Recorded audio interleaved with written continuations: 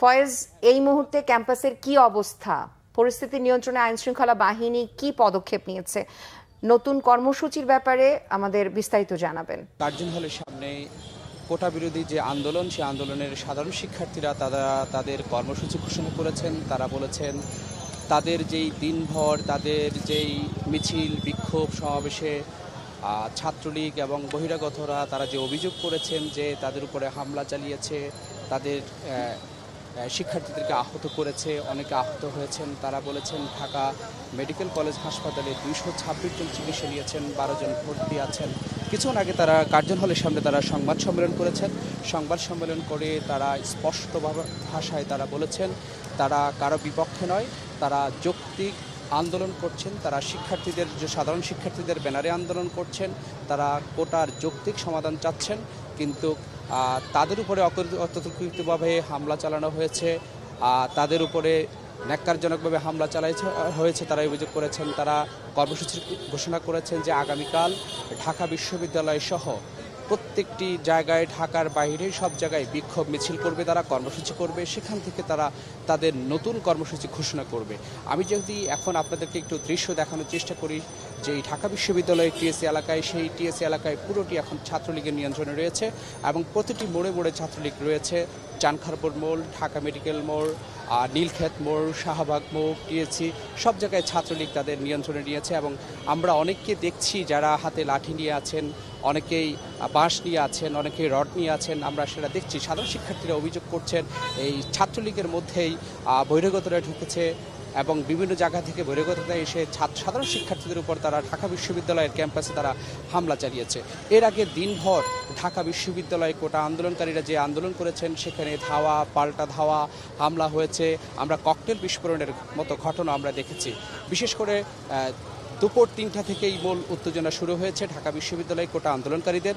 সেখান থেকে সেই উত্তেজনা ছড়িয়ে সন্ধ্যার পর রাতও সেটি গড়িয়েছে।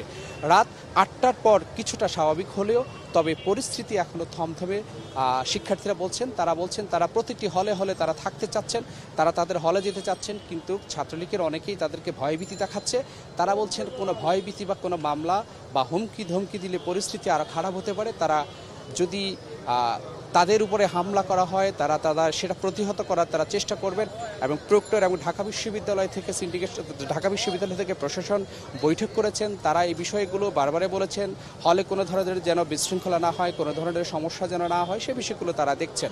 এবং ডক্টর মোহাম্মদ শহীদুল্লাহ হলের সামনে সন্ধ্যার সময় আমরা দেখেছি ছাত্রলীগ এবং কোটা আন্দোলনকারী তাদের মধ্যে ধাওয়া, পাল্টা ধাওয়া, থেমে থেমে সংঘর্ষ সবই হয়েছে।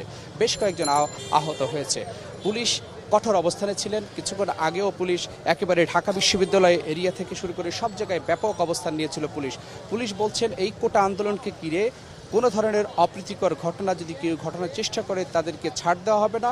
সেই যেই হোক, একটি সুশৃঙ্খলভাবেই যে কেউ তাদের আন্দোলন করতে পারে, কিন্তু জনমালের যে ক্ষতি করবে তার বিরুদ্ধে কঠোর ব্যবস্থা নেওয়া হবে। পুলিশ এও বলছেন যে এই কোটা আন্দোলনকারী যারা আন্দোলন করছেন তাদের নেতারা কি করছেন তাদেরকে নজরদারিতে রাখা হয়েছে। কেউ এই কোটা আন্দোলনে ইন্ধন দিচ্ছেন কিনা, কেউ পিছন থেকে ইন্ধন দিচ্ছেন কিনা, বা কেউ অর্থ যোগানদাতা দিচ্ছেন কিনা, বা এটাকে ভিন্ন খাতে নেওয়া হচ্ছে কিনা, এই বিষয়গুলো পুলিশ নজরে রাখছেন। এবং পুলিশ বলছেন তারা কঠোর অবস্থানে আছে। আর ছাত্রলীগ বলছেন যেই রাজাকার বলে যে স্লোগানগুলো দেওয়া হচ্ছে ঢাকা বিশ্ববিদ্যালয় এলাকায়, এটি কোনোভাবে দেওয়া হবে না। কোটা আন্দোলনের যেই যৌক্তিকতা রয়েছে তারা সেটিকে সমর্থন করেন, কারণ এই কোটা আন্দোলনের সাধারণ শিক্ষার্থীদের মাঝে অন্যরা ঢুকে এটা কি বিশৃঙ্খলা সৃষ্টি করা হচ্ছে, এই অভিযোগ করেছেন ছাত্রলীগ। তারা বলছেন তারাও মাঠে থাকবেন। সাধারণ শিক্ষার্থীরা বলছেন তারাও তাদের কর্মসূচি পালন করবেন।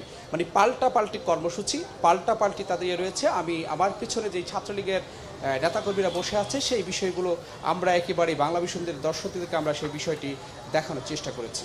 এই ছিল আমার কাছে ঢাকা বিশ্ববিদ্যালয় এরিয়া থেকে কোটা আন্দোলন নিয়ে সবশেষ।